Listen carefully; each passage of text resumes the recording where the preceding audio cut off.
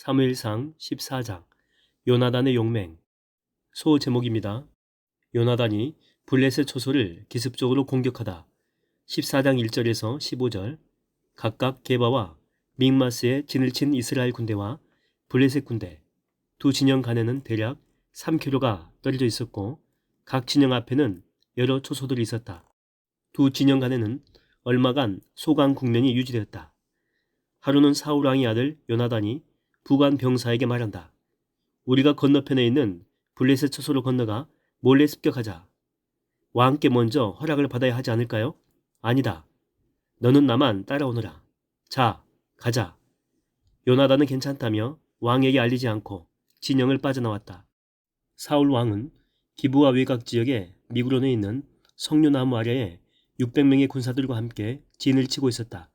그들 중에는 대제사장 아이야도 있었다. 이가봇의 형제 아이두베의 아들이다.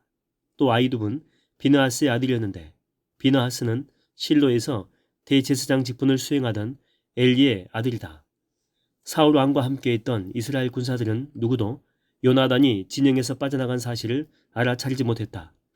요나단은 몰래 블레셋 초소로 침투했다. 길목 양편에는 절벽 바위가 양옆으로 버티고 서 있었다. 한쪽 바위 이름은 보세스, 다른 쪽 바위는 세네라고 불렸다. 요나단은 자신의 무기를 들고 다니는 병사에게 말했다. 조금도 겁먹지 마라. 저 할례 받지 않은 블레셋 사람들의 초소를 습격하자. 주께서는 분명 우리 편이 되어주실 것이다. 그러면 수요가 많고 적음이 무슨 상관이겠느냐. 알겠습니다. 왕자님이 앞서 나가시면 제가 그 뒤를 따르겠습니다. 우리가 저들에게 다가가서 일부러 저들의 눈에 띄게 하는 거다. 저들이 만약에 거기 멈춰 하면 그들을 멈추고 이리 올라올 테면 올라오라 라고 외치면 그들에게로 올라간다. 이것은 주께서 그들을 우리에게 넘겨주셨다는 표시다.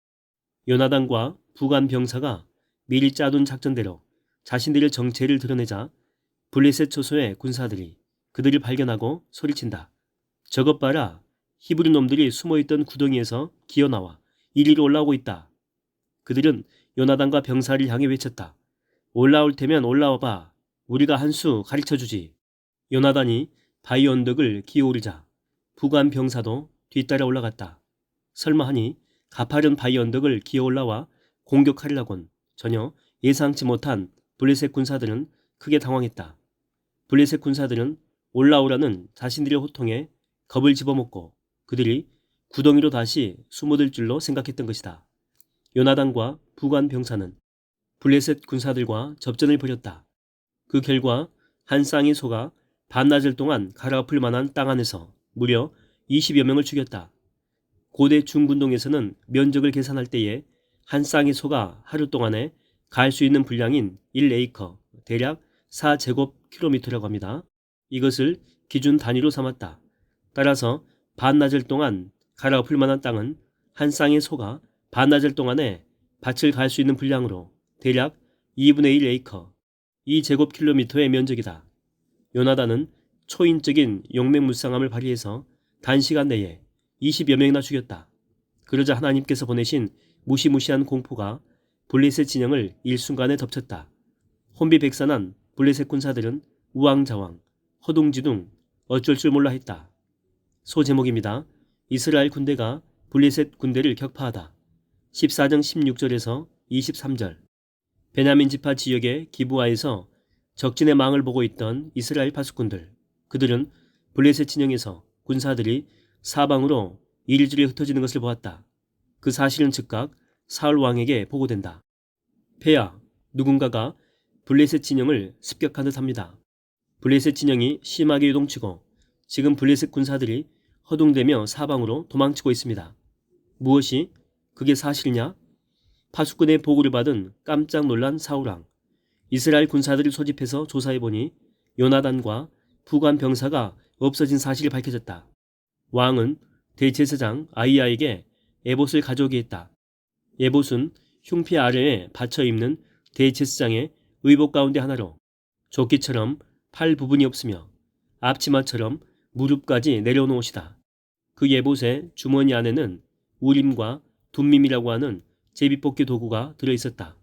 사울은 제비뽑기 도구를 통해 요나단의 안전 여부와 블레셋에 대한 공격 여부를 하나님께 여쭙고자 했다. 그런데 사울 왕이 대제사장 아이야와 말하는 동안에 블레셋 진영의 소동이 더 심해져 갔다. 마음이 다급해진 사울 왕은 즉시 모든 군사들을 이끌고 블레셋 진영으로 달려나갔다. 블레셋 진영은 그야말로 소란과 혼란의 도가니였다. 칼을 빼들고 서로 자기 편들끼리 죽이고 있었다. 사울의 군대는 닥치는 대로 블레셋 군사들을 쳐 죽였다. 상황이 이리 돌아가자 블레셋 군대의 강력한 기세를 보고 에브라임 산지로 도망쳐 있던 히브리 사람들도 모두 달려나와 사울 왕의 군대에 합세했다. 블레셋 군사들이 도망치고 있다는 소식에 숨었던 자리에서 뛰쳐나와 블레셋 군사들을 추격하며 쳐 죽였던 것이다. 그날의 주께서는 블레셋 군대를 이스라엘의 손에 넘겨주셨다. 이스라엘의 대승이었다. 소 제목입니다. 사울 왕의 무모한 맹세와 죽을 위기에 처한 요나단. 14장 24절에서 46절. 그날의 전투는 믹마스를 거쳐 베다웬 너머에까지 번져갔다. 블레셋 군사들이 그곳까지 달아난 것이다. 싸움이 길어지다 보니 이스라엘 군사들은 굶주리고 지쳐 있었다. 전쟁을 치르기 전 사울 왕이 이렇게 단단히 일러두었기 때문이다. 모두 금식하라. 오늘 해가 지기 전까지는 아무것도 먹지 말라. 그때까지 무엇이든 먹는 자는 저주를 받으리라. 우리의 원수를 모두 쳐부술 때까지는 누구도 무엇이든 입에 대서는 절대 안 된다. 이를 어기면 결단코 처형을 면치 못하리라. 이때 사울 왕이 내린 금식 명령은 적절하지 못했다. 그것은 여호와께 대한 신앙심에서 비롯된 것이 아니라 자신의 공명심에서 비롯된 무모한 명령이었다. 실제로 이스라엘 군사들이 제대로 먹지 못한 결과 그들은 적군을 완전히 소탕할 수 있는 좋은 기회를 그만 놓치고 말았다. 한편 요나단은 적군을 추격하다 꿀을 발견하고는 막대기 끝으로 찍어 핥아먹었다. 그러자 기운이 확 섰고 눈이 환해지는 기분이었다. 그때 요나단은 사울 왕의 금식령을 듣지 못했다.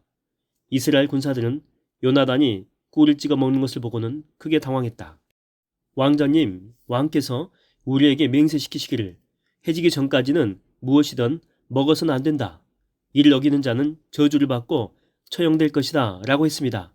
우리 군사들이 굶주리고 지친 이유가 바로 그 때문입니다. 그 말을 듣고 깜짝 놀란 요나단이 크게 탄식하며 말한다. 아, 전쟁에서 어찌 그런 맹세를. 왕께서 모두를 불행에 빠뜨리는구나. 살짝 찍어 먹었는데도 힘이 솟구치는데 모두가 대적에게서 빼앗은 것으로 요기를 했더라면 얼마나 더 좋았겠는가. 그랬더라면 블레셋 군대를 훨씬 더 많이 죽일 수 있었을 텐데. 참으로 안타깝구나. 정말로 그랬다. 사울 왕이 무모하게 금식령을 내린 결과 이스라엘 군사들은 탈진 상태에 놓였고 달아나는 블레셋 군사들을 철저하게 추격하여 섬멸하지 못함으로써 승리를 불완전하게 만들었다. 어쨌든 그날 이스라엘 군사들은 믹마스에서 아얄론까지 블레셋 군사들을 추격하며 쳐 죽였다. 하루해가 저물고 금식령이 풀렸다. 그러자 이스라엘 군사들은 약탈한 짐승들을 끌어다가 잡은 후에 허겁지겁 먹느라 피채 먹었다.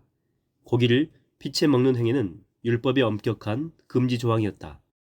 구약의 제사 제도에서 피는 생명과 동일하게 취급되어 속죄의 유일한 도구로 간주되어 누구든지 피는 절대로 먹을 수 없었고 오직 하나님의 거룩한 목적을 위해서만 사용되어야 했다.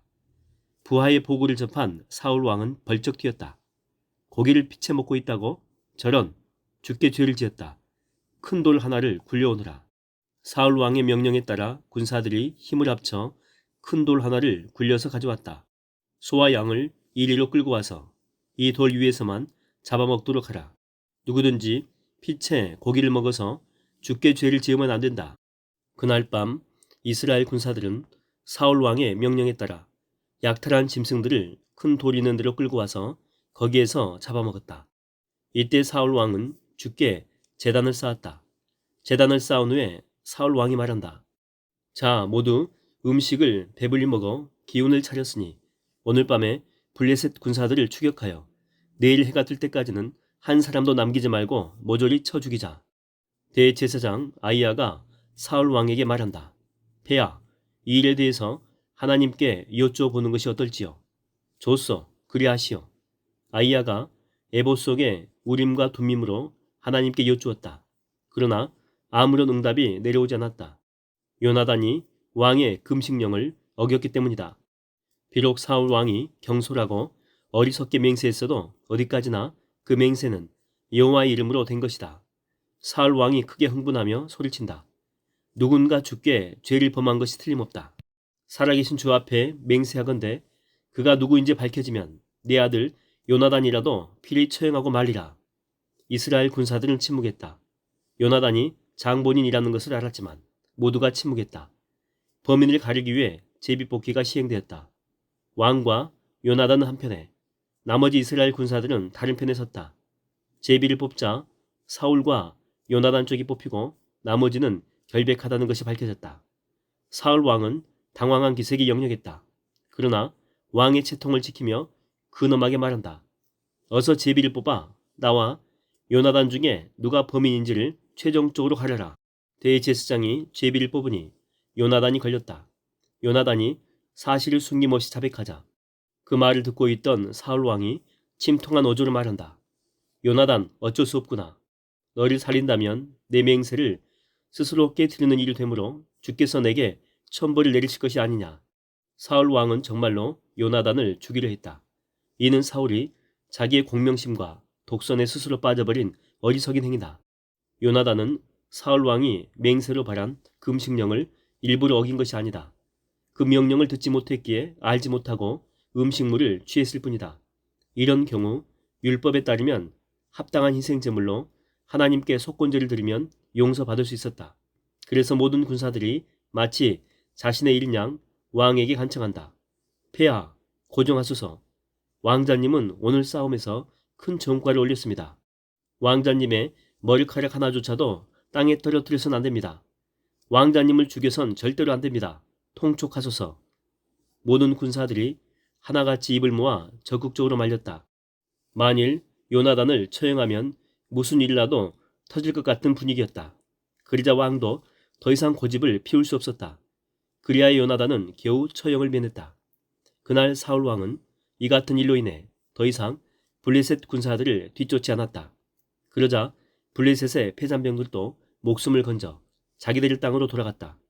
이처럼 사울 왕의 경솔하고 어리석은 맹세는 블레셋과의 전쟁을 불완전한 반쪽 승리로 만들고 말았다. 소 제목입니다. 사울 왕의 치적과 그의 가족관계. 14장 47절에서 52절. 40세에 이스라엘 왕이 된 사울. 그는 이후로 사방의 적들과 크고 작은 전쟁을 치렀다. 요단강 건너 동쪽으로는 모압과 암몬, 지중해 연안의 서쪽에는 블레셋, 사해 남쪽으로는 에돔과 아말렉, 그리고 갈릴리 바다 위의 북쪽에는 아람과 소바가 사방의 적들이었다. 어찌되었건 사울은 군사적인 방면에서는 탁월한 왕이었다. 그래서 전쟁을 칠 때마다 자주 이겼다. 그 결과 사울 왕은 사방의 대적들에게서 이스라엘 영토를 지키고 백성들을 구해냈다. 사울에게는 요나단, 리스위, 말기수아라는 아들들이 있었고 메랍과 미갈이라는 딸들이 있었다. 그의 아내는 아히마아스의 딸 아히노암이었다. 군사령관인 아브넬은 사울의 숙부인 넬의 아들이었다. 사울의 아버지 기스와 아브넬의 아버지 넬은 아비엘의 아들들이었다. 사울이 왕으로 있는 동안 이스라엘의 최대 숙적은 블레셋이었다. 당시 블레셋 군대는 강력한 철제 무기를 소유한 반면 이스라엘은 변변한 무기조차 없었다. 그래서 사울 왕은 블레셋과의 전쟁에 대비해서 이스라엘 백성들 가운데 용감한 사람이나 힘센 사람을 발견하면 데려다가 자기 휘하에 두었다.